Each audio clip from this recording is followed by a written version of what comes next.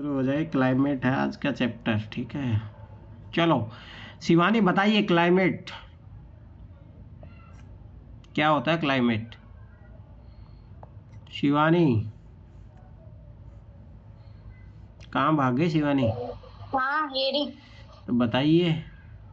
हाँ सर, जो average weather condition होती है अराउंड 50 ईयर्स तक, उसको क्लाइमेट बोलते हैं, मतलब सिमिलर होती है जो। और क्लाइमेट चेंज कैसे होता है मुदित? जी सर। क्लाइमेट चेंज कैसे होता है? सर क्लाइमेट चेंज के तो काफी फैक्टर्स हैं, जैसे क्लाइमेट चेंज होगा, मतलब आप क्या climate change as a problem पूछ रहे हो या क्लाइमेट कैसे चेंज होगा या क्लाइमेट किस पे डिपेंड करता है वो पूछ रहे हो? क्लाइमेट कैसे चेंज होता है वो बताइए। अच्छा, क्लाइमेट चेंज क्या है ये बताऊं सर। क्लाइमेट चेंज है कि जो वेदर कंडीशंस हैं या रेनफॉल कंडीशंस हैं वो चेंजेस हो सकती है उनमें, पॉल्यूशन की वजह से। दूसरा कोई फिजियोग्राफी में चेंज हो जाए, या कभी सरफेस विंड्स का डायरेक्शन चेंज हो जाए, या अपना मॉनसून का मैकेनिज्म चेंज हो जाए, इससे होता है। और मेजरली अभी जो क्लाइमेट चेंज वर्ल्ड फेस कर रहा है वो ग्लोबल वार्मिंग की वजह से कर रहा है। Rising of average mean temperature of earth surface is known as climate change. Shivani मुझे ये बताइए कि जैसे मतलब राजस्थान में जो इलाका होता है, अरे यार कौन सा? एक मिनट रुकिए, इनको ज्वाइन करवा लेता हूँ पहले। कहाँ गए बंधुजन? हाँ रुकिए, कौन आया? संध्या टाइम पे क्लास आया करो। चलो हाँ शिवानी अब बताइए कि राजस्थान हाँ, में जो मरुस्थल है वो सबसे ज़्यादा गर्म भी हो जाता है, सबसे ज़्यादा ठंडा भी रहता है, ऐसा क्यों? क्योंकि सर एक्सट्रीम वेदर कंडीशन होती है, एंटी साइक्लोनिक कंडीशंस रहती हैं, और एक ये भी कह सकते हैं कि ट्रेड विंड्स जो आती है ना, ईस्टर्ली ट्रेड विंड्स, उसका जो लास्ट पॉइंट होता है, मतलब एरो बनाओगे तो एरो का लास्ट पॉइंट अपना इधर नॉर्थ वेस्टर्न साइड पड़ता है। और क्या बताऊं? तो शिवानी और मुझे ये वहाँ पे बताइए कि जो हाँ, अपना जो कोस्टल एरिया है वहाँ पे टेम्परेचर समान क्यों रहता है साल भर? मॉडरेट इसलिए रहता है, सी ब्रीज और लैंड ब्रीज आती है, इस वजह से हमेशा आपको मॉडरेट टेम्परेचर देखने को मिलता है कोस्टल एरिया दिन में लैंड का टेम्परेचर ज़्यादा होगा या समुंदर का? रात में क्या कंडीशन रहती है दोनों का? अच्छा, सुबह क्या होगा, सी थोड़ा ठंडा होगा तो लैंड गर्म होगा, क्योंकि वो जल्दी गर्म होता है, तो सी ब्रीज आएगी सी से लैंड के टुवर्ड्स, ठीक है। फिर रात को क्या होगा, लैंड जल्दी ठंडा हो जाएगा, तो क्या, और जो पानी होता है वो धीरे ठंडा होता है, इसलिए लैंड से सी के टुवर्ड्स एक हवा चलेगी, उसको लैंड ब्रीज कहते हैं। चलो ठीक है। हाँ, मतलब क्लाइमेट का मान लो या वेदर का मान लो, इनको कौन कौन से वो फैक्टर होते हैं? इसके कौन कौन से फैक्टर है जो प्रोवाइड करते हैं? फैक्टर्स बहुत सारे, लैटिट्यूड, सन का इंक्लिनेशन, और मतलब कितनी सनलाइट पड़ रही है, लैटिट्यूड, ऑल्टीट्यूड, और कितना दूर है वो सन, ओशन से कितना दूर है, इंटीरियर एक्सटीरियर का फर्क पड़ता है, रिलीफ का फर्क पड़ता है कि कैसा रिलीफ है, और बस, और लोकल विंड्स का भी फर्क पड़ता है, क्योंकि कहीं कहीं देखने को मिलता है कि लोकल विंड्स बहुत इन्फ्लुएंस करती है। फॉर एग्जांपल मॉनसून विंड्स हमें बहुत इन्फ्लुएंस करती है, अगर मॉनसून विंड्स नहीं होती फॉर एग्जांपल, तो पूरा इंडिया एक डेजर्ट होता। अच्छा, भारत का जलवायु प्रदेश मतलब कौन कौन से क्लाइमेट में बांटा गया है, कुछ पता है आपको? नहीं सर, वो तो नहीं पता। अच्छा चलो ठीक है।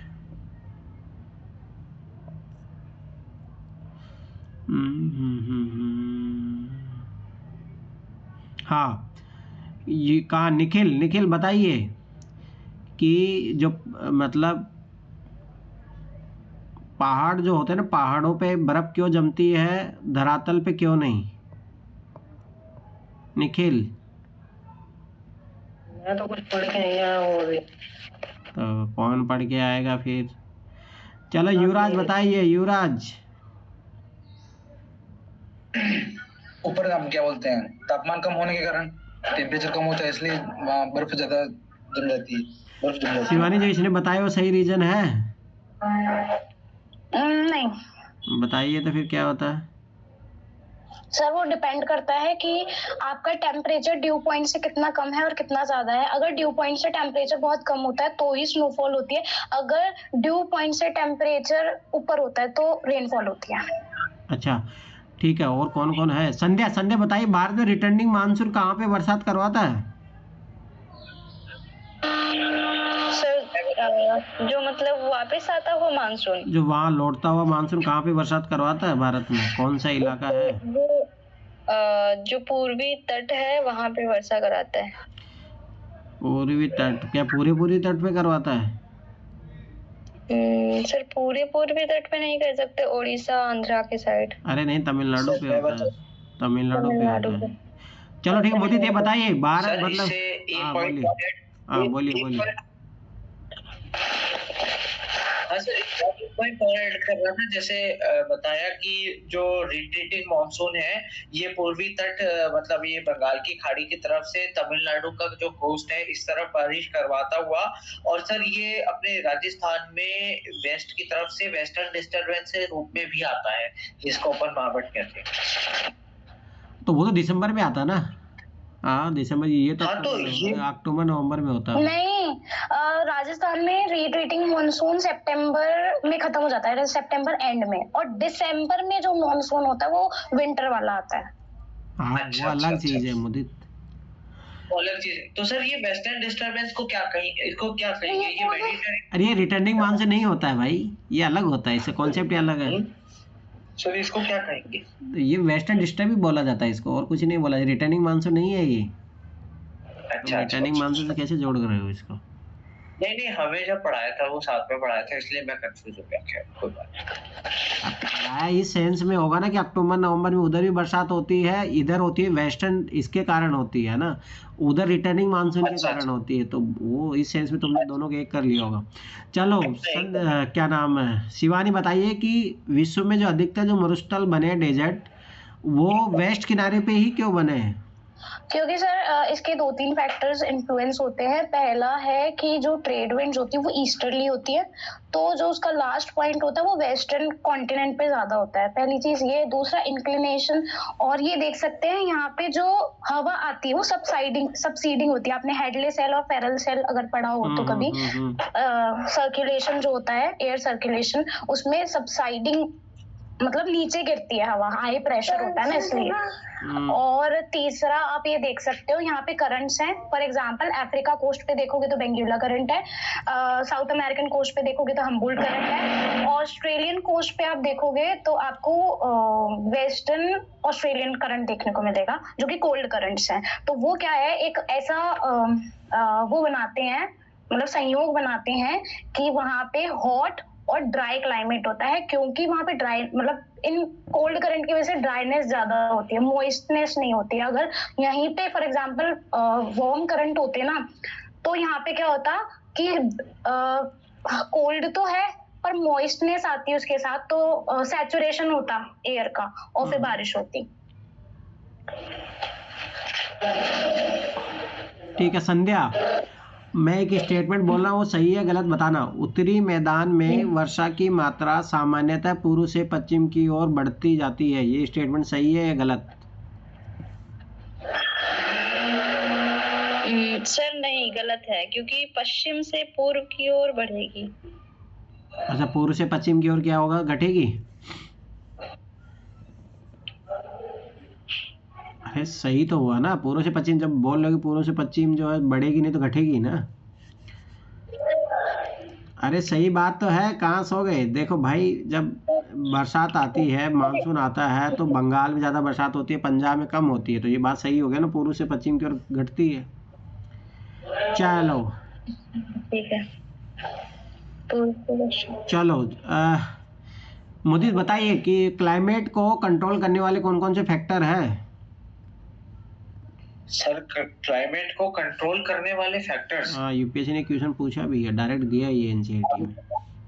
अभी बता रहा हूँ, फिर याद कर लूँ जरा। अरे हाँ याद कर लीजिए, कौन कौन हो यहाँ पे? युवराज, निखिल, शिवानी और मुदित, और कोई है? और नहीं है ना, और कोई नहीं है। चलो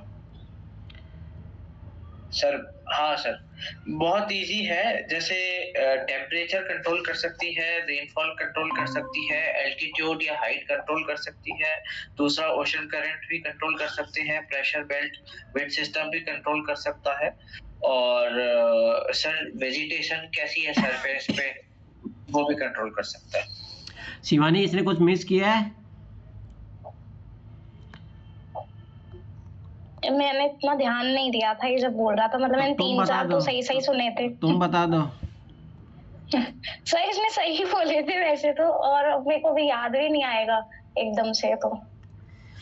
सही है, एल्टीट्यूड होता है, लेटीट्यूड होता हाँ। है, ठीक है, वायुदाब, पवन तंत्र या समुद्र, कोस्टल समुद्र से कितनी दूरी है, ओशन करंट, ठीक है, ये सारी चीज़ें फैक्टर होते हैं, याद रखना ये चीज़ें, इज इम्पोर्टेंट फैक्टर। यूपीएससी ने डायरेक्ट क्वेश्चन पूछा हुआ भी है, ठीक है। देखो, पहला कारण होता है एल्टीट्यूड। जैसे क्या होता है कि सनलाइट देखो अपन ने जब देखा भी था, एक तो अर्थ क्या है 23.5 डिग्री टिल्टेड है, तो टिल्टेड है, तो इसके कारण क्या होता है कि जो सूर्य की जो सनलाइट है सब जगह इक्वल नहीं होती है। तो एक सबसे बड़ा कारण ये भी है क्लाइमेट चेंज का या वेदर चेंज का, ठीक है, तो सबसे बड़ा कारण यही है, ठीक है। तो क्या होता है कि जो सनलाइट होती है इक्वेटर से पोल की तरफ जब जाते हैं तो वो घटती चली जाती है, तो जब वो घटती चली जाती है तो ऑटोमेटिक जो है टेम्परेचर भी घटता चले जाता है, और जब टेम्परेचर घटते चले जाएगा तो स्वाभाविक सी बात है पोल पे इसीलिए बर्फ़ जमी रहती है। जो वो वाला युवराज से मैंने क्वेश्चन पूछा था उसका कारण यही है। जैसे जैसे आप स्वाभाविक सी बात है कि हाइट जैसे जैसे बढ़ती चली जाती है ना, अब जैसे मान के चलो लैंड पे अगर कोई चीज़ सनलाइट पड़ रही है तो गर्म होगी तो हवा उठेगी, परंतु स्वाभाविक बात है पहाड़ बहुत ऊंचे होते हैं तो वहाँ तक नहीं पहुँच पाएगी ना वो चीज़, ठीक है। दूसरा कारण क्या तो होता मैं है? गलत क्या बोला? मैं गलत क्या बोला था? गलत तो नहीं बोले, पर एक्सप्लेन अच्छे से नहीं किए ना। चलो ठीक है, आगे देखिए। हाँ, मैं कुछ स्टेटमेंट बोलता हूँ। हाँ, तो युवराज बताइए, जब कोई व्यक्ति पृथ्वी की सतह से ऊंचाई की ओर जाता है तो वायुमंडल में सघनता कम हो जाती है तथा तापमान घट जाता है, ये स्टेटमेंट सही है या गलत? हाँ सही बात है। ठीक है, याद रखना, डेंसिटी भी कम हो जाती है, तो डेंसिटी जब कम होगी तो टेम्परेचर भी कम हो जाएगा। इसीलिए क्या होता है पहाड़ियों में अगर आप जाते हो तो गर्मी के दौरान भी वो मौसम ठंडा ही रहता है, उसका कारण ये है, याद रखना ये चीज़। जैसे ट्रेकिंग करते तब सांस ज्यादा फूलती है, सांस नहीं लगाती। हाँ, वो डेंसिटी कम हो जाती है ना वहाँ पे, ठीक है। फिर आगे है, किसी भी क्षेत्र का वायुदाब एवं पवन तंत्र उस स्थान के अक्षांश तथा ऊंचाई पर निर्भर करता है, ठीक है। तो ये चीज़ याद रखना, अगर जब जहाँ पे मतलब स्वाभाविक सी बात है ये वायुदाब जो है एटमॉस्फेयर क्या बोलते हैं, एटमॉस्फेयर पे वो प्रेशर बोलेंगे ना इसको, तो ये आपके जो तापमान है और वर्षा के वितरण को प्रभावित करेगा।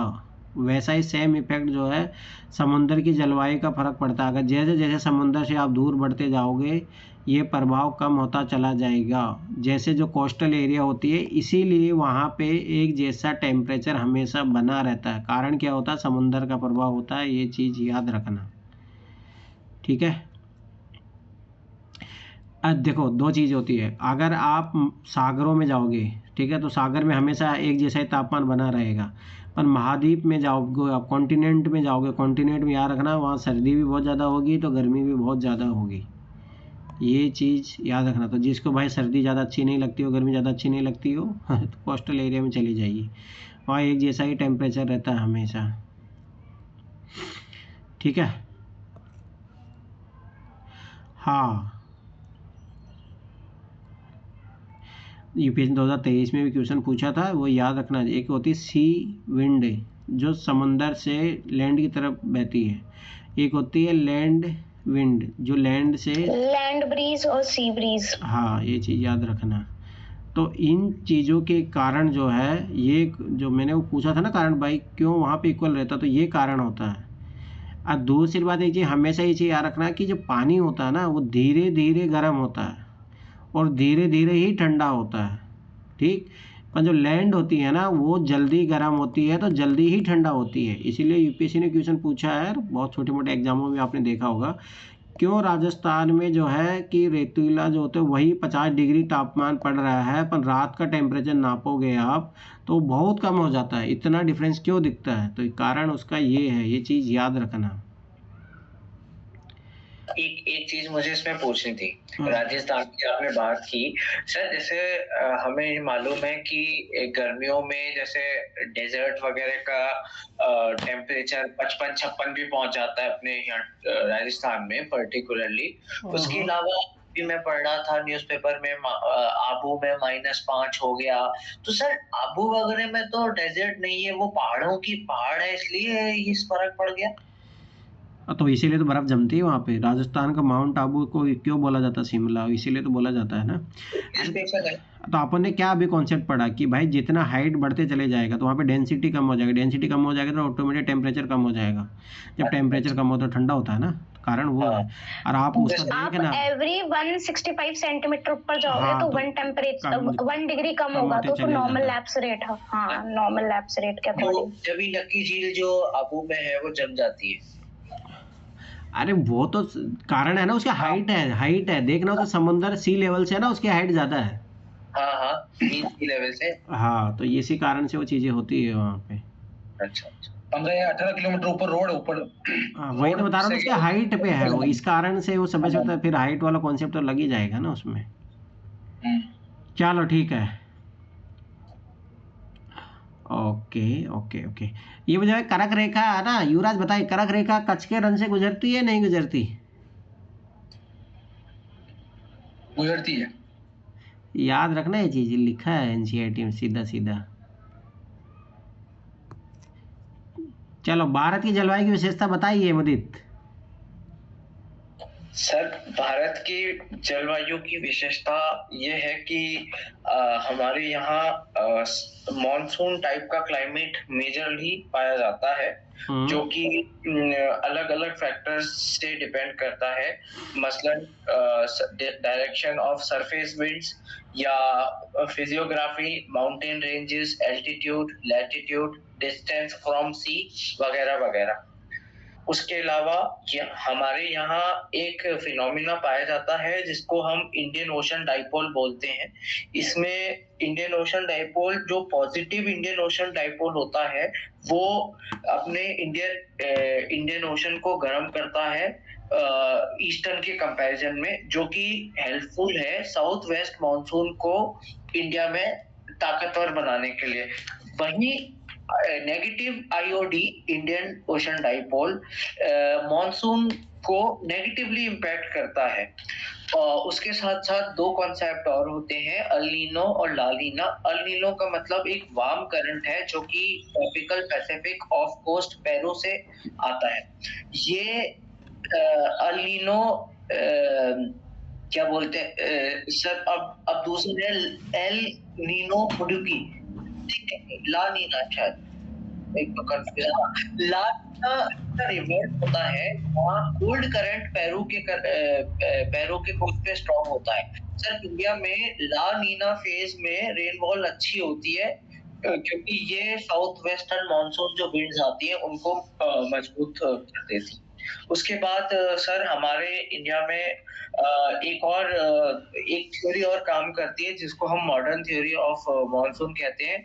इसको हम ITCZ भी बोलते हैं। सर ITCZ एयर मास की थ्योरी है जहां ट्रेड विंड्स इक्वेटर से ऊपर आके हेमिस्फीयर में मिलती हैं या कन्वर्ज करती हैं, वो ITCZ बनाती है। ये सर लो प्रेशर बेल्ट होता है, इसकी वजह से ही जब ये इक्वेटर से ऊपर चढ़ के ये ऊपर जाती हैं, ये चेरापूंजी सबसे ज्यादा इसीलिए ही बारिश होती है उस तरफ, क्योंकि ये विंड उसी तरफ ही मोड़ जाती है। ये सर साउथ वेस्टर्न मॉनसून की ही बात कर रहा हूँ मैं अभी। ये पहले वेस्टर्न घाट से होती हुई अपनी ऊपर की तरफ गंगा के प्लेन में चेरापूंजी की तरफ जाती हैं। ये कंडीशन है समर के बाद की कंडीशन, जिसको हम कहते हैं समर कंडीशन। अब विंटर में ITCZ नीचे जाएगा, मतलब इक्वेटर की तरफ जाएगा, तो फिर लौटता हुआ रिट्रीटिंग मॉनसून थोड़ा बहुत मॉनसून करा के जाता है। ये मैंने आपको बता दिया। चलो ठीक है युवराज, ये बताइए कोरियोलिस फोर्स क्या होता है? कोरियोलिस फोर्स जो ध्रुव पे ज्यादा होता है। हेलो। हाँ हाँ हाँ, और जो ध्रुव पे ज्यादा होता है और क्या बोलते हैं इक्वेटर पे शून्य होता है। क्यों होता है इक्वेटर पे शून्य? ये तो तुम फैक्ट बता रहे 2024 के क्वेश्चन का, अपन क्यों होता है, रीजन बताइए। क्योंकि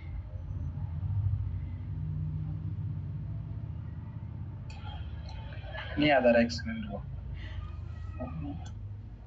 कोई बताएगा?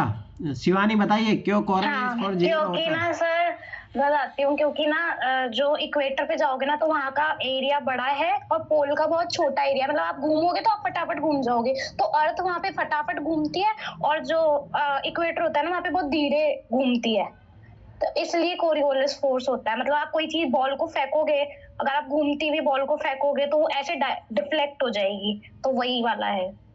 एरिया, सरफेस एरिया देखते हैं अर्थ का, ये मेन अरे रीजन है। पोल की तरफ क्यों बढ़ जाता है? क्योंकि आप मान लो मतलब एक ही पॉइंट पे कोई चीज घूम रही है तो अर्थ को तो टाइम लगेगा ना, मतलब बीच में से इक्वेटर को, और ऊपर से कहाँ टाइम लगेगा जैसे ही वो घूमेगी, तो अच्छा। इसलिए डिफ्लेक्शन होता है विंड्स का। और फेरल नियम किसको कहते हैं? Feral law?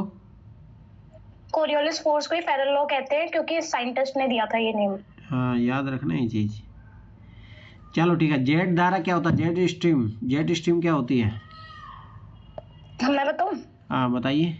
हाँ, जेट स्ट्रीम ये होती है, फॉर एग्जांपल सरफेस पे क्या होता है, फ्रिक्शन फोर्स काम करती है, तो क्या है, विंड्स डिफ्लेक्ट होती है और कोरियोलिस मतलब ऐसे टेढ़ी हो जाती है, मतलब आइसोबार के पैरेलल नहीं होती, उससे टेढ़ी होती है अगर आप ग्राफ बनाओगे तो। बट ऊपर क्या होता है, 2000 किलोमीटर या 2000 मीटर ऊपर अगर आप जाओगे तो वहां पे फ्रिक्शन फोर्स काम नहीं करेगी, और फ्रिक्शन फोर्स काम नहीं करेगी ना तो कोरियोलिस फोर्स तो काम कर रहा है वहां पे, तो वो होगी आइसोबार के पैरेलल चल जाएगी, इसलिए वो पैरेलल ऐसे ऐसे घूमती है, बड़ी बड़ी विंड्स, जेट स्ट्रीम्स बहुत स्ट्रांग होती है। ठीक है, और इसको क्या बोलते हैं? हाँ, जो मुझे तो बता रहे थे वेस्टर्न डिस्टर्ब, इसको बताइए क्यों होता है, ये क्या कारण होता है? सर हाँ हाँ बताइए। सर क्या पूछ रहे हैं, वेस्टर्न डिस्टर्बेंस क्यों होता है? हाँ, मतलब वेस्टर्न डिस्टर्बेंस क्या होता है, क्यों होता है, फिर वो सब बताइए। सर वेस्टर्न डिस्टरबेंस एक एक्स्ट्रा ट्रॉपिकल स्टॉर्म है जो कि मेडिटेरेनियन रीजन में विंटर के समय जब अपने विंटर मंथ चल रहे हैं अक्टूबर से दिसंबर, आजकल ये अभी जनवरी में भी होने लगा है, ये वहां से चली आती हैं, ये विंड्स होती हैं जो कि मेडिटेरेनियन सी के ऊपर से मॉइस्चर इकट्ठा करके ट्रेवल करती हुई लोअर एटमॉस्फेयर की तरफ बढ़ती हैं, जहां अपना ये मेडिटेरेनियन से चलेंगी, वेस्ट में चलेंगी, धीरे धीरे अपना इंडियन सब कॉन्टिनेंट का थार रीजन वाला आ जाता है। उसके बाद सर ये कभी हिमालय से टकरा के या अरावली से टकरा के रिफ्लेक्ट बैक होके यहाँ पर बारिश कर देती हैं, जिनको मतलब प्रेसिपिटेशन करती है, बारिश एक जिसमें रेनफॉल भी है, स्नोफॉल कह रहा हूँ, ये अपना ओले मतलब हेल स्टॉर्म भी है, ये वो होता है। ये पानी से कहाँ से ऑब्जर्व करती है ये? सर ये मेडिटेरेनियन सी से पानी खींचती है और ये एक तरीके का साइक्लोनिक डिस्टरबेंस होता है जो कि वेस्ट से चल के आ रहा है, जिसको अपन मेडिटेरेनियन सी बोलते हैं, वहां से चल के आता है, ये ईरान वगैरह पार करके, पाकिस्तान पार करके अपने यहाँ पर ही हिमालय से टकरा के, या थोड़े बहुत लोग बच जाते हैं वो अरावली से टकरा के इधर राजस्थान के वेस्टर्न पार्ट में ज्यादातर ये कर देती है। ये सर एक्स्ट्रा ट्रॉपिकल स्मॉल है जो कि ग्लोबल फिनोमेना की तरह हम इसको कह सकते हैं। चलो संध्या बताइए ITC-Z क्या होता है? सर ये इम्पोर्टेंट है क्योंकि अभी न्यूज में था कि अपने जोशीमठ में फॉरेस्ट फायर्स हो गई क्योंकि वेस्टर्न डिस्टर्बेंसेस का मतलब लो था थोड़ा। अच्छा, पर अभी तो हाई हो गया ना, अभी तो यहाँ पर अभी ठीक हो गया, बट ये न्यूज में तो था ना फॉरेस्ट फायर वगैरह। सही, ये न्यूज में था। संध्या बताइए ITC-Z क्या होता है? सर ITCZ जो वो क्षेत्र होता है जहाँ पर लो प्रेशर एरिया क्रिएट करता है ITCZ, और ये जो विंड आती है उसको जो नॉर्थ पोल में ये बाईं ओर मतलब उसको ढकेलता है, और जो साउथ पोल में ये दाईं ओर उसको विंड को ढकेलने का काम करता है। युवराज इसने सही बोला? नहीं सुना मैंने। तुम बता दो तो ITCZ क्या होता है? वही भूमध्य रेखा के पास वो स्थान जो उत्तरी और ध्रुव दक्षिणी जो जो हमने विंड्स आती है ना, जो मिलती है दोनों, उसको कहते हैं। ओके शिवानी, तुम एक्सप्लेन करोगी? हाँ सर, ये वो एरिया है जहाँ पे मतलब हेडलेस सेल ऊपर की ओर उड़ता है और इसको डोल्ड्रम बोलते हैं।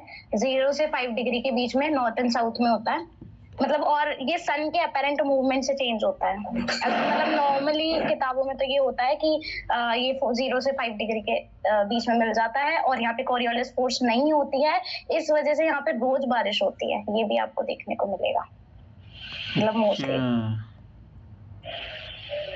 चलो, और यहाँ पे साइक्लोन कभी नहीं आते हैं। हाँ, ये भी एक इम्पोर्टेंट था कि कभी साइक्लोन नहीं होते हैं। कौन सी डिग्री से लेके कौन सी डिग्री तक नहीं आते हैं साइक्लोन? 0 से 5 डिग्री नॉर्थ साउथ। 2020 का क्वेश्चन था वो UPSC का। चलो ठीक है। एल नीनो याद रखना क्या इम्पोर्टेंट है, क्योंकि एल नीनो अगले साल जो है ना भारत के मानसून को इम्पैक्ट करेगा। मतलब इस साल जो अब मानसून आएगा उसको, क्योंकि एल नीनो होने वाला है। तो एल नीनो क्या होता है मुदीत बताइए। एल नीनो मुझे ऐसा लग रहा था उस टाइम ला लीनो का एल नीनो बता दियो। मुदीत बताइए। अच्छा सर, एल नीनो क्या होता है? सर एल नीनो में मतलब मैं क्या बताऊं, एक तो इतना कंफ्यूजन होता है इस एल नीनो में। हाँ सर, मेरे हिसाब से सर ये एल नीनो है सदर्न ऑसिलेशन का पार्ट होता है, जो कि अपने क्या बताऊं सर, एक तो सर इसमें मेरे को जहां तक ध्यान आ रहा है सर, ऑस्ट्रेलिया का जो कोस्ट है इस तरफ वाला वो ज्यादा ठंडा है, उसमें से हवा उठेंगी, फिर ट्रेड विंड्स की मिलेंगी, बादल बनेंगे, फिर कन्विक्शन बढ़ेगा, फिर ये सर उस तरफ जाएगा, साउथ अमेरिका के पेरू वैरू की तरफ जाएगा। शिवानी तुम एक्सप्लेन करो। पर एक्सप्लेन कर दो ये एक तो मेरा ही कॉन्सेप्ट अच्छा नहीं है सर, आप ही पेरू जो जलधारा होती है ना, पेरू वो कैसी होती है? ठंडी होती है। हाँ ठीक है, तो वहाँ पे क्या होता है, कुछ टाइम पीरियड के लिए गर्म जो है जलधारा का विकास हो जाता है, उसी को ही जो है एल नीनो बोला जाता है। ठीक है, तो ये चीज़ यार अब स्वाभाविक सी बात है, गर्म जलधारा बन जाएगी तो वहाँ पे क्या बन जाएगा? लो प्रेशर बनेगा या हाई प्रेशर बनेगा? सर गर्म में तो लो ही बनेगा, जब भी तो लो बन जाएगा तो समझ में, जब वहां से क्या होगा कि वहीं पे उठ के जो है बादल बन जाएंगे और उसी तट पे बरसात करा देंगे, तो इधर जो आते हैं भारत की तरफ वो नहीं आ पाएंगे। अच्छा। इसीलिए इस कारण क्या होता है, इस मौसम में मतलब एल नीनो जब आता है भारत में मानसून कमजोर पड़ जाता है। जब लाल नीनो होता है तो लाल नीनो में उल्टा होता है, वहाँ पे जस्ट यही सेम सी प्रोसेस उल्टा हो जाती है, तो उसके कारण क्या होता है कि फिर जो है भारत में मानसून अच्छा बनता है, तो उसमें बाढ़ वाढ़ आने की संभावना रहती है लाल नीनो तो में। अब की बार मतलब ये जो 2026 का मानसून है ये एल नीनो से इफेक्ट होगा तो हाँ ज्यादा। यस, एल नीनो से इफेक्ट होगा तो इसलिए बरसात कम होगी अब की बार। अच्छा, तो ये चीज याद रखना। तो ये हर साल का है इनका या कभी कभी? अरे 5-6 सालों में, कभी 10 साल, कोई जरूरी नहीं है, ये भी पैटर्न याद रखना, कभी भी रिपीट हो सकता है, ऐसा कोई जरूरी नहीं है कि भाई 5 साल में ही होगा। ठीक है, पर 5 साल कहते हैं, मतलब नॉर्मली बोला जाता है, पर ऐसा कोई श्योर नहीं है कि 5 साल बाद में रिपीट होगा, ऐसा कुछ ही पैटर्न नहीं है, ये बात याद रख लेना। ऐसा कोई इसमें दो लोकेशंस इंपॉर्टेंट है, एक पॉलिनेशिया की तहीती और अपना ऑस्ट्रेलिया का जो नॉर्थ साइड है ना, वहाँ पे डार्विन। ये दो इंपॉर्टेंट लोकेशंस है क्योंकि यहीं का टेम्परेचर नापा जाता है, तभी एंजो और एल नीनो का फर्क मतलब पता चलता है कि एक्चुअली है क्या। और टेम्परेचर को तो देख के आधार पर लगाया जाता है। चलो, भारत में ऋतु कितने प्रकार की होती है संध्या? ऋतुओं किस आधार पर बांटा गया है?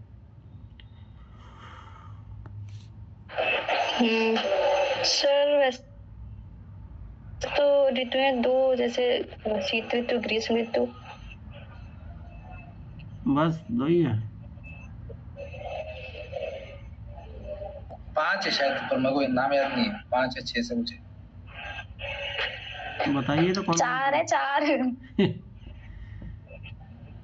हाँ वही मैंने पढ़ा था, एनसीईआरटी में लिखा हुआ है 4 है, ऐसा कुछ था, वो नाम याद अरे नहीं। भाई ये क्या, शीत ऋतु जो तुम्हारा चलता है नवंबर से लेकर फरवरी तक, ठीक है। तो भारत का उत्तरी जो भाग रहता है, तो इस इलाके में क्या होती है, सर्दी पड़ती है, कड़ाके की ठंड, ठीक है। तो माइनस तक भी डिग्री तापमान चले जाता है, और जो उत्तर वाला इलाका होता है वहाँ पे हिमपात होती है, ठीक है।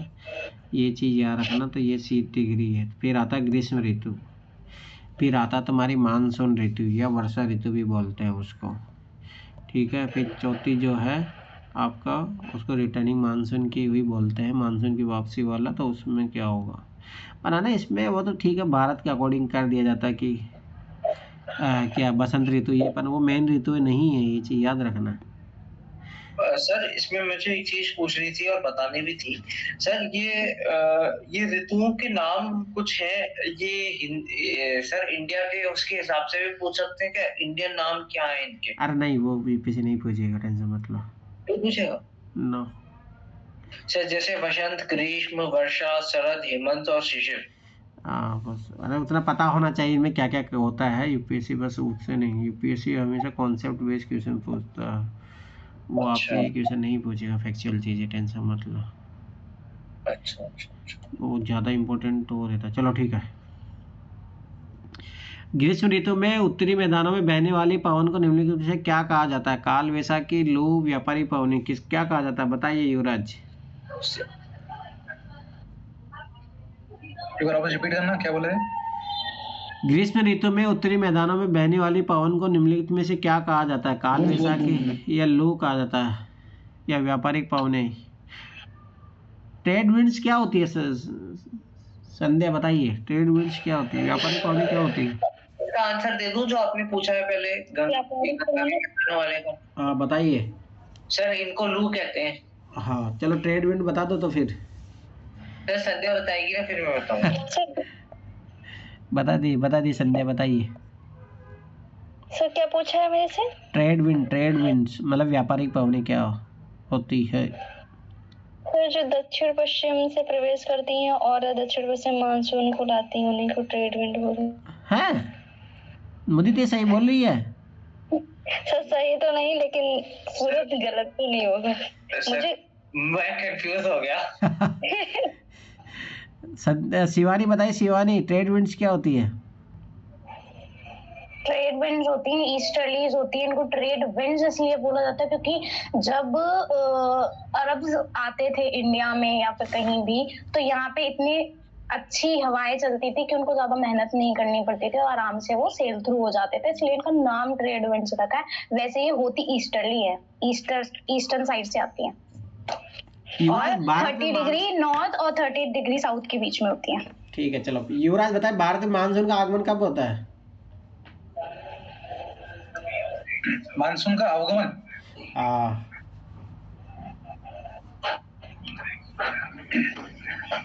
अपने क्या होता है, जुलाई, हाँ जुलाई से सितंबर तक। संध्या बताइए, संध्या कब होता है? सर मुझे एग्जैक्ट मंथ नहीं पता। चलो शिवानी बताइए कब होते हैं भारत में मानसून? 1 जून केरला में। हाँ याद रखना ये चीज। पर सर एक बात पूछूं, अगर वो कॉन्टिनेंट की बात करता है तो अपन 1 जून करते हैं, ठीक है।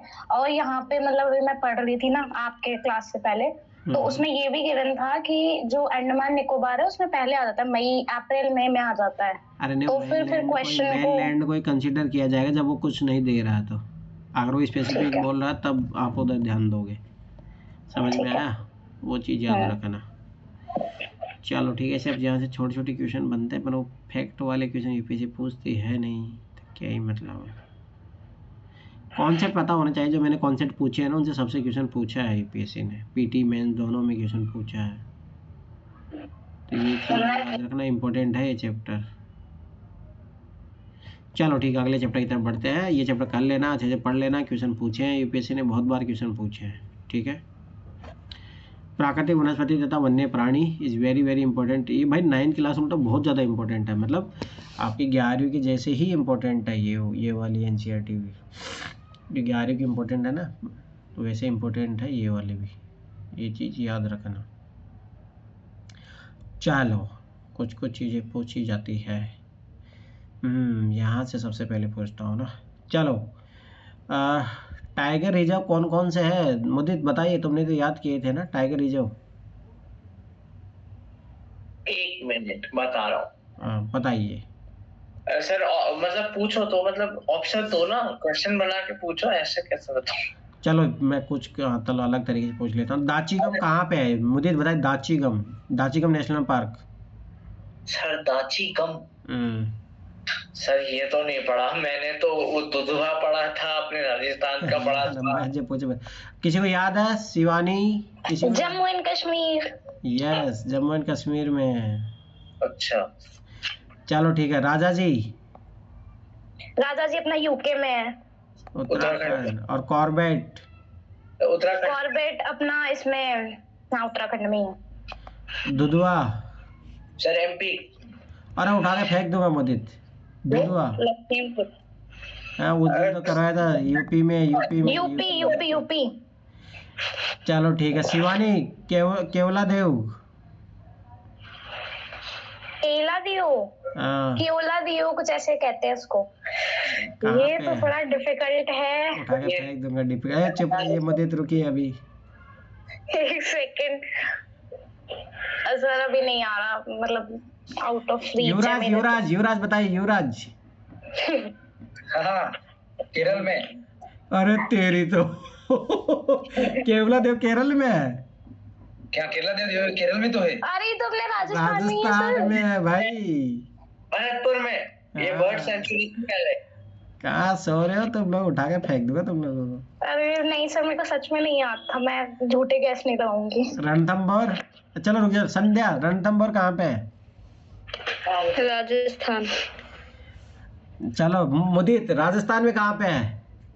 सर रणथंभौर राजस्थान में वही है अपने सर कोटा और इस तरफ है। सवाई माधोपुर। चलो ठीक है। Shivani, Shivpuri national park? मैं बताऊं? ये अपना मध्य प्रदेश में पड़ेगा। और राजगीर? सर राजगीर बिहार में। हाँ। मानस? संध्या मानस कहाँ पे पड़ेगा? Manas national park? Assam. Kaziranga? Sir मैं बताऊं? ये भी असम में। अच्छा लो मुदित, अब बताता हूँ तुम्हें। बताओ। गोरुमारी नेशनल पार्क। सर गोरुमारी ये मेरे हिसाब से झारखंड वगैरह में होना चाहिए, नाम सुन के तो ऐसे लग रहा। शिवानी? वेस्ट बंगाल। याद रखना ये चीज। चलो युवराज, गिर फॉरेस्ट कहाँ पे है? गिर फॉरेस्ट नेशनल पार्क। ये पेज 2019 में क्वेश्चन में पूछा था। सर मुझसे तो आप हार्ड ही पूछते हो क्वेश्चन। तो और क्या। युवराज बताइए, युवराज गिर फॉरेस्ट कहाँ पे है? क्या होता है मुझे नहीं पता। पढ़ लो। संध्या कहाँ पे है? संध्या? गुजरात में। चलो ठीक है। बांदीपुर? संध्या बांदीपुर कहाँ पे? Bandipur national park? Bandipur sir Rajasthan में है। गलत। युवराज बताइए बांदीपुर? गुजरात में। गलत। चलो शिवानी बताइए बांदीपुर? कर्नाटका। चलो ठीक है। Mudit, Guindy national park? Sir Guindy? हाँ। ये कहाँ? सर ये क्या नाम है? नाम ही नहीं समझ में आ रहा। तमिलनाडु? नहीं। अच्छा ऑप्शन दो। आंध्र प्रदेश ही लग रहा है, आंध्र प्रदेश या तेलंगाना लग रहा है मुझे।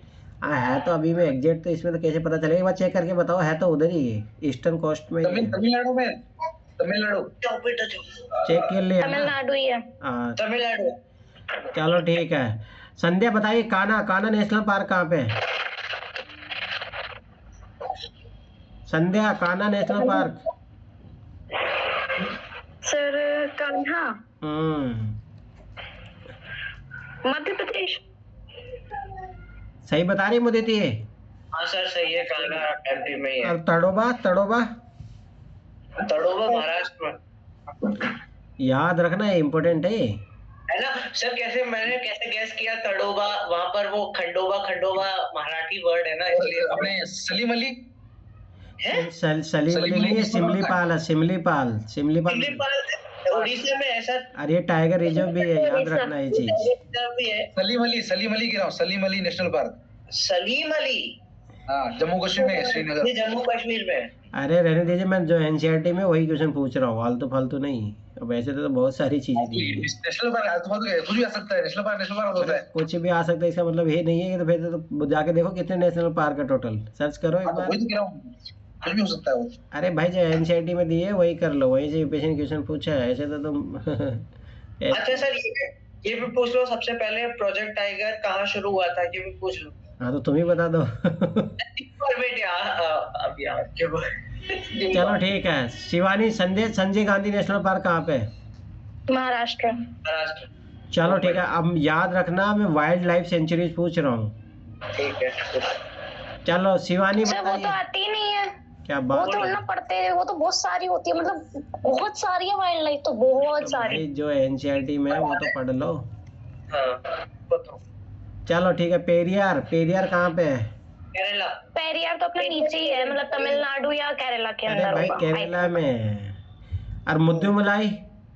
मुद्दुमलाई वो भी केरला। केरला। केरला में है मुद्दुमलाई? सर तमिलनाडु केरला बॉर्डर पे है। तमिलनाडु या कर्नाटक बॉर्डर पे है, केरला बॉर्डर पे है? सर एक बार शिवानी चेक कर लेंगे। सही है ना, बायोस्फीयर रिजर्व है, अब ये तीनों स्टेट्स में पड़ता है, अब ऐसे आप डिफरेंशिएट नहीं कर सकते। बस। ये सर ये हाँ बायोस्फीयर रिजर्व है, Mudumalai national park biosphere reserve. चलो ठीक है, अटू नगरम कहाँ पे है? अटू नगरम ये आंध्र प्रदेश में होगा। और पोचेरम? सर ये कहाँ से उठा के पूछ रहे हो? अरे भाई एनसीईआरटी से पूछ रहा हूँ, वाइल्ड लाइफ सेंचुरी पूछ रहा हूँ। पोचेरम, कवाल। पोचेरम शिवानी से पूछो ना, मेरे को आंध्र प्रदेश लगता है। नो, बताइए रे, बताइए कहाँ सो तुम लोग। शिवानी बताइए। सर क्या मैंने बुक खोल ली है। पोचेरम और कवाल ये कहाँ पे है? महाराष्ट्र में है अभी तो ये। अरे वाह। महाराष्ट्र में, याद रखना। सरिस्का कहाँ पे है? सर अलवर राजस्थान। और महानदी महानदी उड़ीसा। अरे गलत। तो आप बता दो। सिक्किम। सर महानदी तो अच्छा। ओ ये तो नदी है। बहुत बड़ा कैच है सर, बहुत बड़ा कैच है ये तो। महानदी सिक्किम में, याद रखना, वाइल्ड लाइफ सेंचुरी। ठीक है चलो, चंद्रप्रभा इस मुदित इसमें फंसेगा। मुदित, चंद्रप्रभा कहाँ है? मुदित सर चंद्रप्रभा ये महाराष्ट्र में लग रहा है मुझे। गलत। वाइल्ड लाइफ सेंचुरी यूपी में, यूपी या बिहार में, एक बार चेक करो कहाँ पे है। यूपी बिहार के बॉर्डर पे दिखा रहा है। हाँ यूपी में ही है। हाँ, याद रखना, चंद्रप्रभा वाइल्ड लाइफ सेंचुरी। कहाँ से क्या, मैं तो भाई जो एनसीईआरटी में दिया है वहीं से पूछता हूँ। चलो ठीक है, अब मुदित तुम तैयार हो जाओ। बोलो। 22 पे रिजर्व बता दो जो 18 है। याद रखना 18 ही 22 पे रिजर्व है जो एमएबी प्रोग्राम के तहत है। याद रखना एमएबी सर 12 है। अरे अच्छा, मतलब टोटल 18 होंगे तो फिर उसमें से 12 है ना एमएबी प्रोग्राम के तहत। हाँ याद लास्ट ईयर रखना। में यही बात हुई हाँ थी। ठीक है, 18 है टोटल। उनका नाम बता दीजिए मुदित फटाफट से। ये सबसे इम्पोर्टेंट है, याद रख लेना, वेरी वेरी इम्पोर्टेंट।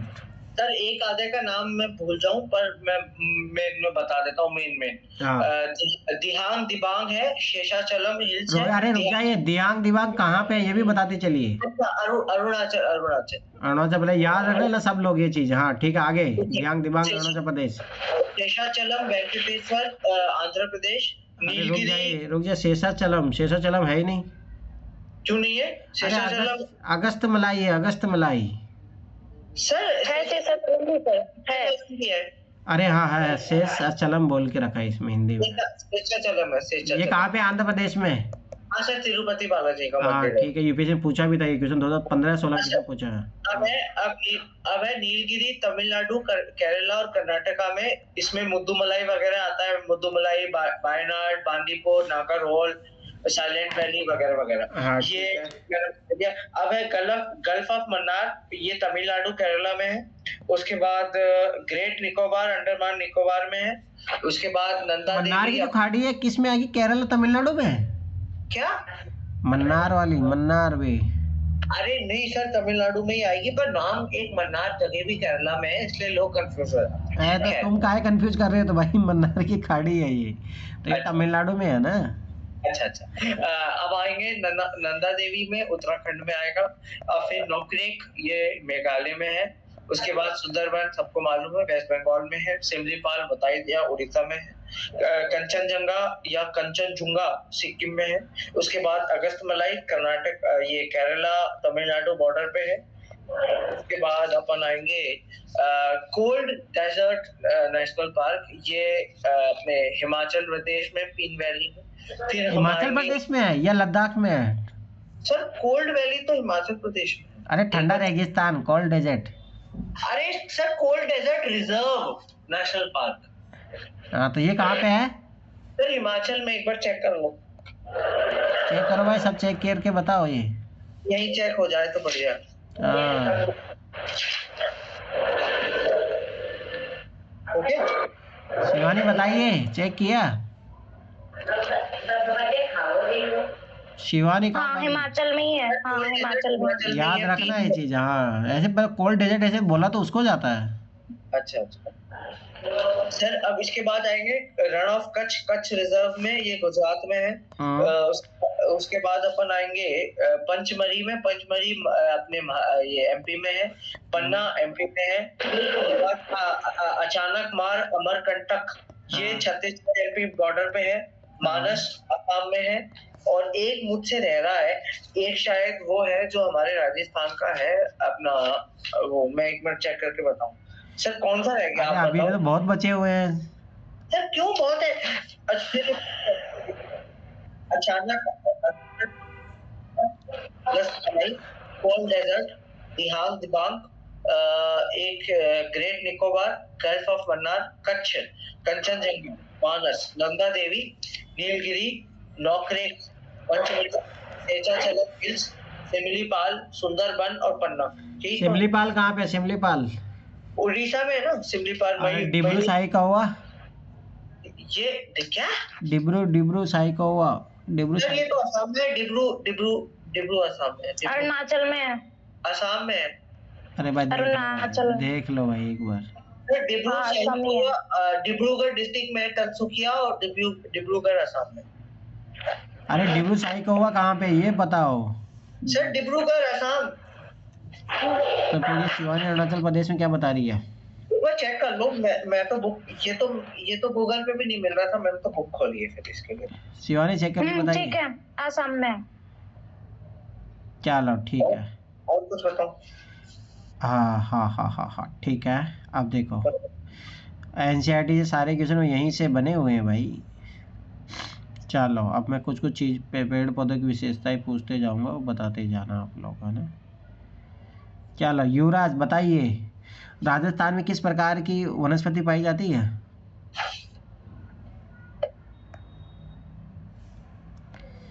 युवराज बताइए। काम भाग्य युवराज है या नहीं यहाँ पे?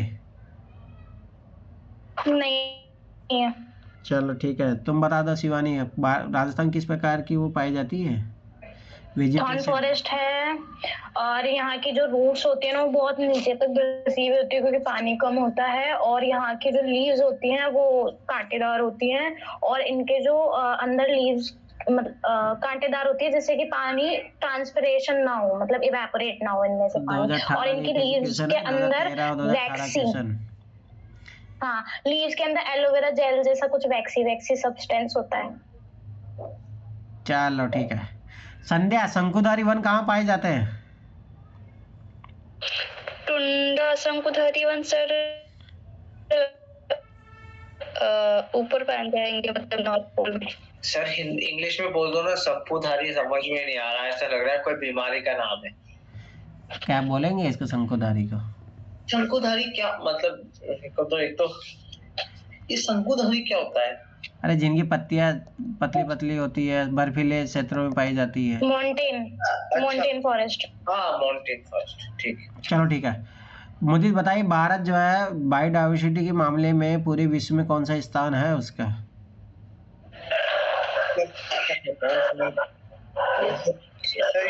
ये मतलब क्या बताऊं? अरे भाई भारत 10वें स्थान पे है पूरे वर्ल्ड में, एशिया में 4थे स्थान पे है। अच्छा अच्छा सर, ये फैक्ट पूछा ये क्या? ये तो फैक्ट हुआ। अरे तो फैक्ट दिया है एनसीईआरटी में, एनसीईआरटी चीजें तो पता होनी चाहिए ना आपको। चलो ठीक है,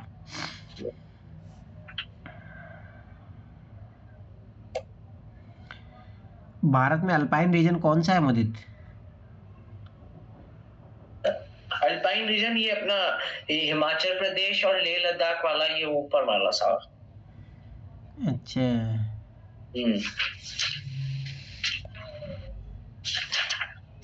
हाँ, ये देखो यूपीएससी ने पूछा था। शिवानी बताइए, हिमालय पर्वत की दक्षिणी ढलानों पर उत्तरी ढलानों की अपेक्षा ज्यादा सघन वनस्पति क्यों है? वापस बोलना, मतलब नॉर्थ साउथ वाला हिमालय बोल रहे हो ना, कि नॉर्थ हिमालय ज्यादा सही क्यों है और साउथ वाला इतना? नहीं, दक्षिणी ढलानों पर उत्तरी ढलानों की अपेक्षा ज्यादा सघन वनस्पति क्यों है? क्योंकि एक ये चीज आप देख सकते हो कि वहां पे ना बर्फ ज्यादा जमती है, क्योंकि वहां से विंड्स आ रही है ना पोलवर्ड्स से, तो पूरा बर्फ जमाती हुई आती है, और इधर है ना अपने बैरियर आ जाता है। सही, ये एक रीजन हो सकता है। और तो नहीं पता। चलो मुझे बताइए, पश्चिमी घाट का जो है ना वेस्टर्न पार्ट वाला पार्ट होता है, वहां पे ज्यादा क्यों वेजिटेशन पाया जाता है ईस्ट की तुलना में? सर पश्चिम घाट के वेस्टर्न पे ज्यादा पाया जाता है, क्योंकि जब बारिश होती है वो उसी एरिया में ज्यादा होती है, क्योंकि बीच में जो भी पहाड़ियां वगैरह पश्चिमी घाट में है, तो ईस्ट की तरफ आने ही नहीं देती। वहीं बरस के वहीं ही वनस्पति या ज्यादा उगा के ईस्ट तक आती खत्म हो। तो वो बरसात क्यों कम होती है ईस्टर्न पार्ट पे? ये सर वो पहाड़ियां है ना, जैसे वेस्टर्न घाट्स की जो पहाड़ियां हैं उस तरफ सर इसमें वो लीवर्ड साइड और विंडवर्ड साइड वाला कॉन्सेप्ट आ जाता है, इसलिए। तो वही तो पूछ रहा हूँ, वो क्या है कॉन्सेप्ट? सर लीवर्ड साइड की तरफ ज्यादा, विंडवर्ड साइड की तरफ ज्यादा बारिश होती है और लीवर्ड साइड सूखी रह जाती है। अरे ये चीज कारण क्या है वो तो मुझे भी पता, तुम जो बता रहे मैं बता देती हूँ। बता दे। क्योंकि जैसे मतलब पहाड़ से आपने बोला था पहले भी कि जितने ऑल्टीट्यूड पे जाओगे उतनी ठंड रहेगी, तो पहाड़ से जो क्लाउड्स होते हैं वो टकरा जाते हैं, वो एक ही साइड बारिश कर देते हैं, और फिर वो थोड़े बहुत ही पीछे की ओर जा पाते हैं। चलो ठीक है, मुझे बताइए, महोगनी, रोजवुड, रबड़, सिंकोना कौन से क्लाइमेट में पाया जाता है? कौन सा वो वेजिटेशन में पाया जाता है ये? सर ऑप्शन तो दो, ऐसे तो। अरे क्या ऑप्शन, ये पता हो यूपीएससी 2023 में तुम्हें पता है ऐसा ही क्वेश्चन पूछा था डायरेक्ट। हाँ पर ऑप्शन तो दो। अरे तो बस जितने भी प्रकार की भारत में वो जो है वेजिटेशन है उसका एग्जांपल मान लो, करिए उसी में से होगी, और क्या है? सर ये उसमें है, ये क्या बोलते हैं, अल्पाइन टाइप की है ये, मतलब डेसिडुअस। गलत, अल्पाइन तो नहीं है, डेसिडुअस मान लो। क्या हो गया शिवानी बताइए? Tropical evergreen forest. Tropical evergreen forest तो नहीं है भाई, उष्ण कटिबंधीय वर्षा वन। हाँ तो ट्रॉपिकल एवरग्रीन फॉरेस्ट ही है वो। अब मेरे दिमाग में उष्ण कटिबंधीय आया था, पर ये मुझे प्रोनाउंस करना नहीं आता, उष्ण कटिबंधीय। चलो संध्या है यहाँ पे, संध्या भाग गई। नहीं है। संदेह बताइए, ये एक सींग वाले गेंडे कहाँ पाए जाते हैं? मैंने पहले भी पूछा हुआ है ये क्वेश्चन, यूपीएससी ने पूछा था। सर एक सींग वाले गैंडे कहाँ का, मतलब स्टेट या स्टेट ये मुझे भी आता है, वैसे तो एक सींग वाले गैंडे नॉर्थ पोल के ही मतलब मुझे भी आता है ये तो। पर्वतीय क्षेत्र में मिलेगा। अरे मैंने राज्य पूछा, राज्य बताइए कहाँ पे पाया जाता है? बताऊं? सर मुझे एग्जैक्ट राज्य तो नहीं पता। शिवानी बताइए। वेस्ट बंगाल और असम, और सिर्फ इंडिया में ही है मेरे ख्याल से जहां तक है, क्योंकि बाकी जगह अगर आप देखोगे तो 2 हॉर्न होते हैं, अपने यहाँ पे 1 हॉर्न है राइनो में। बिल्कुल सही बोल रहे हैं। चलो ठीक है, तो चलो ध्यान से समझना, यही पिछले आपकी बारी पूछा था। चलो, चंदन कौन से वेजिटेशन में पाया जाएगा मुदित? कौन से वेजिटेशन में तो नहीं मालूम, ये मालूम है इंडिया में कहाँ मिलता है। ये आंध्र आगे प्रदेश में लगाइए भाई, ये क्वेश्चन पता होना चाहिए भाई, यूपीएससी कितनी बार क्वेश्चन पूछ चुके हैं इसके बारे में, चंदन के बारे में। तो चेताचलम हिल्स में बहुत मिलता है ये। हाँ, तो वहाँ कौन सा वेजिटेशन होगा? क्या बोलूंगा इसको, मालूम नहीं मुझे। ये मालूम है कि ऑप्शन दिखेगा तो लगाया हुआ टिक। शिवानी बताइए। डेसिडस फॉरेस्ट में। जिसके पत्ते झड़ते हैं, याद रखना। हाँ, बांस, साल, शीशम, चंदन, रवे, कुसुम, अर्जुन, शहतूत के वृक्ष वहीं पे पाए जाते हैं। Okay okay. चलो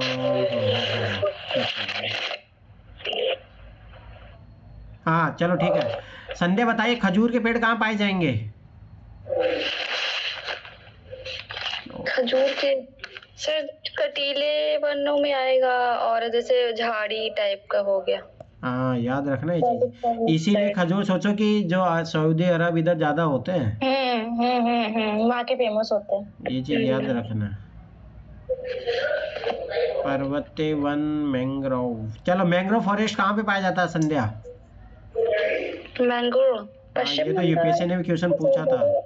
पता है, जो मतलब तटीय एरिया होते, कोस्टल साइड, उस साइड मतलब मैंग्रोव वन ज्यादा, जैसे पश्चिम बंगाल में, और जो महानदी गोदावरी का डेल्टा साइड उधर पाए जाते हैं, सुंदरवन डेल्टा के साइड। बताइए बताइए बताइए।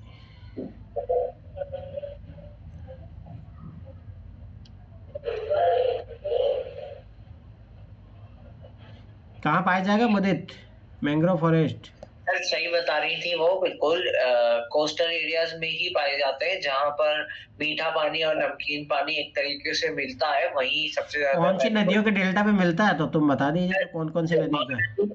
नदी डेल्टा, गंगा ब्रह्मपुत्र डेल्टा, इधर और नीचे आ जाओ तो कृष्णा गोदावरी डेल्टा, इस तरफ चले जाओ केरला की तरफ तो ये अष्टमुडी लेक में ये जो पेरियार रिवर का डेल्टा है वहां पर, ऊपर चले जाओ कोंकण गोवा मुंबई के वहां डेल्टा में, थोड़ा बहुत ऊपर चले जाओ तो गुजरात की कोस्ट पे वहां पर। याद रखना, क्वेश्चन पूछा हुआ है। चलो ठीक है। हाँ, वेस्ट साइड डेल्टा नहीं बनते हैं, वेस्ट साइड एस्चुरी बनती है। हाँ एस्चुरी जो भी है, और नर्मदा तापी में नहीं मिलेगा मेरे ख्याल से। नर्मदा तापी में नहीं मिलेगा क्योंकि वो रिफ्ट वैली में बह रही है, उनमें नहीं मिलेगा। बाकी वेस्ट का मैं इसलिए एग्जांपल बताया, अभी मैं अष्टमुडी लेक जाके घूम के आया था, केरला गया था, तो वहां पर खूब मैंग्रोव है, इतने मैंग्रोव है, और वहां पर ना 3-4 प्रकार के हैं, मतलब मीठे पानी के अलग है, नमकीन ज्यादा नमकीन पानी के अलग है, शॉर्ट और लॉन्ग होते हैं, मतलब किन्हीं की बड़ी रूट होती है, किन्हीं की छोटी रूट होती है, कईयों की बाहर निकली हुई है रोड, और कईयों की बड़े, मतलब बड़ा अच्छा, देखने में बड़ा अच्छा लगता है। चलो ठीक है, इधर आ जाइए। अब मैं तुम लोगों का इलाज कर देता हूँ, फटाफट बताइए। सरफगंदा किस बीमारी में काम आता है, बताइए। बीपी नापने के, और सिर्फ इंडिया में मिलता है। हाँ, याद रखना ये चीज। सरफगंदा को इंग्लिश में क्या बोलते हैं, ये मैंने कहीं पढ़ा है, इसलिए बता दीजिए शिवानी, क्या बोलते हैं सरफगंदा? नहीं सर, इतना भी कोई जूलॉजी थोड़ी ना पढ़ रखी है। कौन सा गंधा? अश्वगंधा? अरे सरफगंदा, सरफगंदा। ये तो बीपी में काम आता है, काम इतना का है। भारत में मिलता है ओनली, और कहीं नहीं पाया जाता। सिर्फ भारत में, हाँ। फिर इससे बीपी कैसे नापते हैं? कंट्रोल होता है निदान खाने के से। लिए प्रयोग किया जाता है, उसको खाते वाते होंगे सर्वगंधा और क्या। चलो ठीक है। जामुन, जामुन का फल किस में काम आता है? सर डायबिटीज में। डायबिटीज में और बीपी में। अरे इसके बीज का बनाया हुआ पाउडर आता है डायबिटीज में काम तो। और हाँ, इसका हाँ। फल जो होता है वो उसका सिरका बनाया जाता है। ये वायुसारी और मूत्रवर्धक है, इसमें पाचन शक्ति के गुण भी है, याद रखना। पाचन शक्ति जिसकी खराब हो उसको जामुन खाना चाहिए। चलो अर्जुन, अर्जुन कफ कफ ताजे पत्ती को कफ अर्जुन की छाल कफ में लेते हैं। गला अर्जुन खराब और क्या होता और इसकी लीव्स आपके अगर कान में दर्द है तो डाल सकते हो आप पत्ते का रस। तेल तेल और रक्तचाप, मतलब तुम्हारे बीपी को नियमित नियंत्रण करने में भी काम आता है। बबूल का पेड़ सर दांतों को मजबूत रखता है। और ये सर ये कहीं के वो सांप वाप काटता है तो बबूल का रस लगाते हैं। हैं? हाँ ये तो नया था। पहली बार हम सुन रहे हैं। देखो चलो मैं नया चीज मैं भी बता देता हूँ। इसके जो पत्ते होते हैं ना, उसके आंख की फुंसी के लिए लाभदायक होते हैं। हाँ अच्छा। हाँ, और इसके जो गोंद होता है ना, गोंद भाई वो बहुत पावरफुल होता है। उसके लड्डू बना बना के खाते हैं राजस्थान में लोग। सही है। अच्छा वही गोंद देखे, मतलब जो इसके लड्डू बनते हैं ये बबूल से आता है। हाँ, वही है वही, बिल्कुल सही। नीम का बताइए। नीम सर नीम का एंटीऑक्सीडेंट है। नीम का जहर, किसी के जहर वहर चढ़ जाए बॉडी में उसमें, और ये नीम एलर्जी हो जाए, चिकन पॉक्स हो जाए तो नीम का धुआं करते हैं। चलो ये सबसे इजी जो मैंने जीवन भर मतलब बचपन में खूब यूज किया है। अगर तुम्हें कहीं मान के चलो खरोच हो जाए, ब्लड निकल जाए तो वह या फुंसिया हो जाए, तो उसका जो होता है ना, उसका छिलका लेके उसको पानी के साथ रगड़ के उसको लगा लो। ये देसी इलाज है भाई। और सर हल्दी का भी यही है। आप क्या बोलते हैं, हल्दी कोई लग जाए कर जाए, कि कोई जानवर काट जाए, उस पे हल्दी मल लो, हल्दी घिस लो, और कफ वगैरह हो रहा है हल्दी का दूध पी लो। हमारे तो लोहा घिसके भी लगा देते हैं। ये रिएक्शन हो जाएगा भाई। लोहा कौन बोल दिया तुम? अरे नहीं, लोहा घिसके जैसे कुछ चीटी वीटी काट जाए या कुछ सूजन वगैरह हो जाए तो। अरे नहीं, उल्टा ये जरूर किया जाता है जब ये क्या बोलते हैं, अरे क्या बोलते हैं उसको, मकड़ी खा जाती है। मकड़ी नहीं, एक और आता ना, अरे टेटुआ। हाँ, तब किया जाता लोहे के रगड़ के, तब रगड़ा जाता है। वो तब काम करता है भाई, चोट वोट में काम नहीं करता वो। कहाँ उल्टा दिखा भाई, किसी को सलाह मत दे देना। ये तब रगड़ा जाता है जब यह मधुमक्खी खा जाती है, तब लोहे से रगड़ा जाता है वहां पे, समझे? तुलसी पादप, तुलसी क्या काम आती है? तुलसी ये अपने इसमें क्या बोलते हैं, कफ में, पेट का अल्सर हो उसमें ठीक हो जाए। अल्सर में तो कंचनार काम आएगा, ये आगे है फल। नहीं, अल्सर तुलसी गर्मी देगी तो अल्सर बढ़ा देगी ना। हाँ। नहीं अल्सर नहीं बढ़ाएगी, तुलसी ठंडा भी करती है। नहीं, कहाँ ठंडा करती है, वो गर्म होती है तासीर में। अच्छा। भाई तुम लोग उल्टे सुल्टे चीजें मत सिखा देना किसी को। तो तुलसी से क्वेश्चन भी आया है अपने यूपीएससी में। तुलसी से आया है क्वेश्चन? तुलसी, हाँ। चलो देखो यूपीएससी 2020 का क्वेश्चन, हाथियां सबसे ज्यादा कहाँ पे पाई जाती है? देखो डायरेक्ट यूपीएससी क्वेश्चन पूछा है, कहाँ पाई जाती है? हाथी कहाँ पाई जाती है सबसे ज्यादा? हाँ। देखो यहाँ लिखा है साफ, सोचो। अरे देखो एक सींग वाला गेंडा जो भी बंगाल उधर सब में, पश्चिम बंगाल और सब में पाया जाता है। अबे देखो कच्छ के रण में और थार मरुस्थल में देखो जंगली गधा यूपीएससी ने कितनी बार पूछ लिया, 2-3 बार पूछ लिया। Wild donkey. हाँ, अबे देखो छोटा मरग या चोर सिंगा नील गाय, ये सब आपको पाई जाएगी। चलो आ जाइए, आगे बढ़िए। याद रखना भारत विश्व का अकेला देश है जहाँ शेर तथा बाघ दोनों पाए जाते हैं, ये चीज याद रखना। चलो संजय बताइए, भारतीय जीव सुरक्षा अधिनियम कब आया था? भारतीय जीव सुरक्षा अधिनियम सर मुझे ये नहीं है पता है। मालूम, बताओ। बताइए। 1972। हाँ, और याद रखना। चलो ये शिवानी बताइए, एशियाटिक लायन कहाँ पाए जाते हैं और कौन से? गिर फॉरेस्ट। गुजरात, याद रखना ये चीज। अरे चलो मुझे बताइए, बाघ कहाँ पे पाए जाएंगे सबसे ज्यादा? सर बाघ हाँ ग्रासलैंड्स में। हाँ, तो कहाँ पे सबसे ज्यादा कहाँ पाए जाएंगे? सर एमपी में है, यूपी में भी मिल जाएंगे, राजस्थान में भी मिल जाएंगे। एमपी झारखंड में ज्यादा पाए जाते हैं। हाँ, और सर वहां पर भी है, सुंदरबन में भी है। और याद है ना, तेंदुआ, जैसे यूपीएससी क्वेश्चन पूछ, तेंदुआ ना बिल्ली जाति का सदस्य है, ये उन्हीं के परिवार के सदस्य है। हाँ, सब बिग कैट्स है। हाँ, याद रखना ये चीज। ये वजह सोचो, यूपीएससी डायरेक्ट 2023 में 24 में पूछा था। कब पूछा था? हाँ सर, पूछा है तेंदुआ।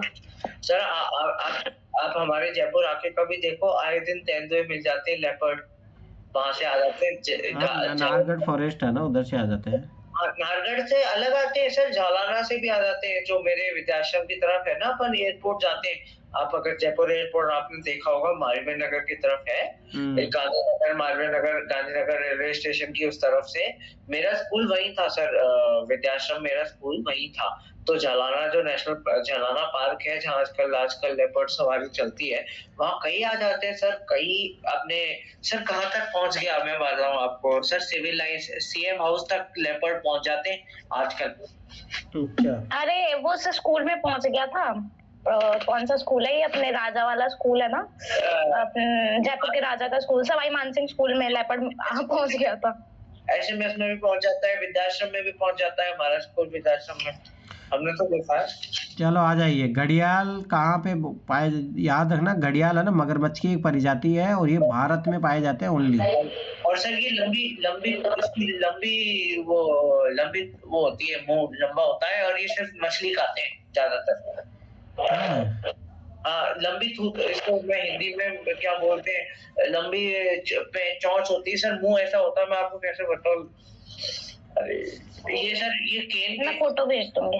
हाँ फोटो, केन बेतवा में मिल जाएगा, चंबल में अभयारण्य है इसका, केन बेतवा में है, चंबल में है, थोड़ा बहुत गंगा नदी में है, उस तरफ बंगाल की तरफ जाते हैं वहाँ है, केन बेतवा में है, गोदावरी में है। ये नदियों के पानी के हुए हैं सर, मीठे पानी के। चलो ठीक है।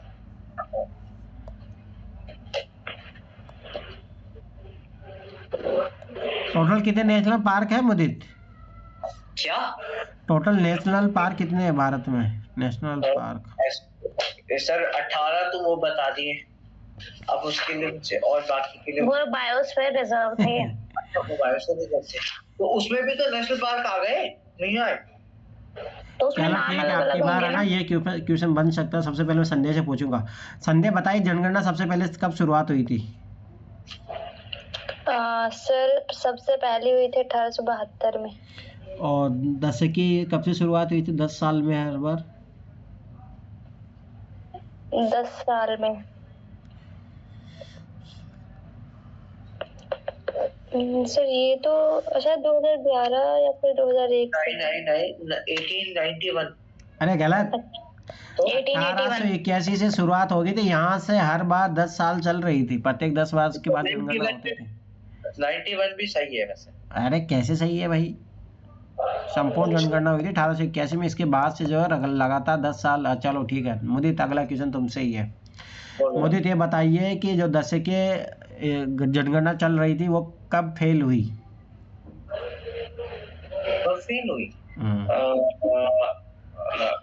सर मैं इसमें एक वाइल्ड गैस कर रहा हूँ, ये वॉर्स के टाइम हुई होगी मेरे हिसाब से। एक तो 71 में हुई होगी, उससे पहले 64 में 62 में हुई होगी, 64 में हुई होगी, उसके बाद वॉर 71 में भी वॉर थी जब हुई होगी। या शिवानी बताइए, सही बता रहा है या आदमी से बोल रहा है सही बोल रहा है? नहीं सर, मेरे को खुद को नहीं पता। या सर और आ रहा है, उसके बाद सर 99 में या 90। अरे ऐसे तुक्का मत मारिए मुदित, जाके देखिए। हाँ फालतू तुक्का मारे जा रहे तुम। कोई सर्च करके बता दो ना, मैं तो कहाँ से बताइए जाके चेक करें सब लोग। क्या चेक करना है कि ये कब फेल हो गई? दो दशक की जनगणना चल रही थी, कभी फेल हुई है? पहली बार। अब ये फेल नहीं हो गई कि कोविड में? 2021 में आनी थी, 2026 चल रहा है। हाँ, सबसे बड़ा फेलियर तो यही दिख रहा है, ये नहीं बोल रहा मुदीत, पता नहीं कहाँ कहाँ बोल रहा है। सर मैं पीछे से चालू कर रहा था ना 60 अच्छा चालू कर रहा था। बताइए बताइए जाके बताइए। When did 10 year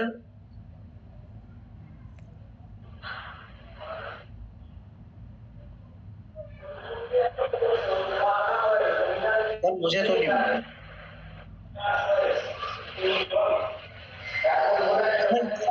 2021 में ही डिले हो गई, बाकी तो चल ही रही थी। हाँ, तब अब लगा आइडिया। ये तो बड़ा ऑब्वियस सा सवाल है, ये कौन पूछेगा? तो अच्छा, यही तो पूछा जाता जो तुम नहीं अपेक्षा करते हो। जो तुम अपेक्षा करोगे तो फिर तुम सारे क्वेश्चन सही करके आ जाओगे। अच्छा चलो संध्या बताइए, भारत में सबसे जनसंख्या वाला देश राज्य कौन सा है भारत में? Sir UP. ओके, चलो इस बात में तो ये पता है तुम्हें। चलो चलो चलो चलो चलो चलो ठीक है। अब ये नॉर्मल क्वेश्चन है, इसमें ज़्यादा कोई जनसंख्या वाले में आजकल यूपीएससी नहीं पूछता है। पीछे विशेष में जाओगे तो वहाँ पूछा जाता है, ये चीज़ याद रखना। चलो मुझे बताइए, नेशनल पॉपुलेशन पॉलिसी कब आई थी? सर नेशनल कब आई थी? अभी लेटेस्ट कब आई थी? हाँ लेटेस्ट कब आई थी बताइए। 2000। याद रखना ये चीज़। चलो ठीक है, कंप्लीट हो गया। कल 10th क्लास करके आ जाइएगा। 9th क्लास कंप्लीट हो गई। क्लास हो गया कंप्लीट। हाँ जाइए, मुझे अपना कॉपी पेस्ट कर लीजिए, अपना पैकिंग वैकिंग कर लीजिए। हाँ बोलिए संध्या, क्या बोले? तो जो आपने नहीं मुझे से बोला था कि जो टेस्ट किए हैं मुदित ने, वो ज्योग्राफी के सब्जेक्ट वाइज टॉपिक वाइज, तो उसमें मैंने देखा था, मुझे से मैंने बोला भेज दो, तो उसमें सिर्फ और सिर्फ इंग्लिश मीडियम। अरे मैंने इंग्लिश वाली साइट खोली है, क्योंकि मैंने इंग्लिश वाली का ही अकाउंट, उसमें ना दृष्टि में अपना अकाउंट बनाना पड़ता है, तो मैंने हिंदी वाले जाके खोल लेना, तो हिंदी एनसीईआरटी मिल जाएगा वहाँ जाके, उसमें क्या है? उसमें हिंदी का ऑप्शन आ जाएगा। मैंने एक्चुअली संध्या इंग्लिश वाली इसलिए भेजी क्योंकि मैंने इंग्लिश वाली में अकाउंट बना रखा है। मैं हिंदी वाली एक्सेस नहीं कर सकता क्योंकि मेरा एक अकाउंट इंग्लिश में बना हुआ है। अच्छा, उसमें ही वो लिंक, दोनों साइट के लिए वही लिंक है जो मैंने कल तुम्हें भेजा पर्सनल। लेकिन हिंदी में कर रहे थे तो वो आ ही नहीं रहा था। तो अरे आएगा, जाके देखिए आप। रुको मैं बता देता हूँ, आप उसमें खोलो।